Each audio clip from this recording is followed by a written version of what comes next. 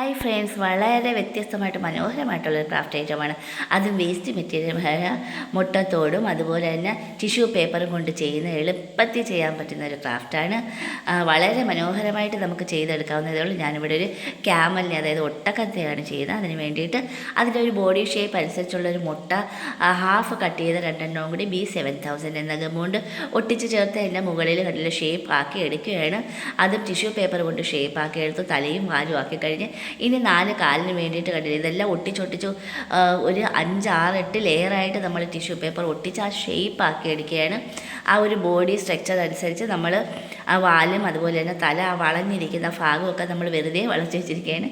ഇത് വാലിന് കുറച്ച് നീളമായിപ്പോയി, അത് കട്ട് ചെയ്ത് ചെറുതാക്കിയാൽ മാത്രം മതി. തൊണ്ടവേദനയായിരുന്നു സൗണ്ടിനൊരു വ്യത്യാസം വന്നത്.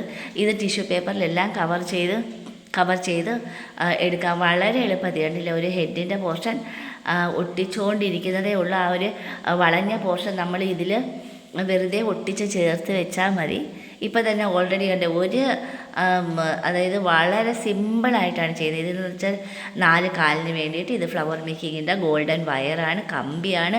അതിലും ചുറ്റിയെടുത്ത് നമ്മൾ ടിഷ്യൂ പേപ്പർ ചുറ്റി റൗണ്ട് ചെയ്തെടുത്ത് അത് 2 കാലായിട്ട് ഫിറ്റ് ചെയ്ത് അത് ഫെവിക്കോൾ വെച്ചാണ് ഒട്ടിച്ചിരിക്കുന്നത്. കണ്ടില്ലേ, 2 കാലിലും 4 കാലിലും നമ്മൾ ക്യാമൽ നിന്ന് കഴിഞ്ഞു. അതിന് കളറാണ് ചെയ്തിരിക്കുന്നത്, ഓറഞ്ച് പ്ലസ് യെല്ലോ ആണ് ഇട്ടിരിക്കുന്നത്.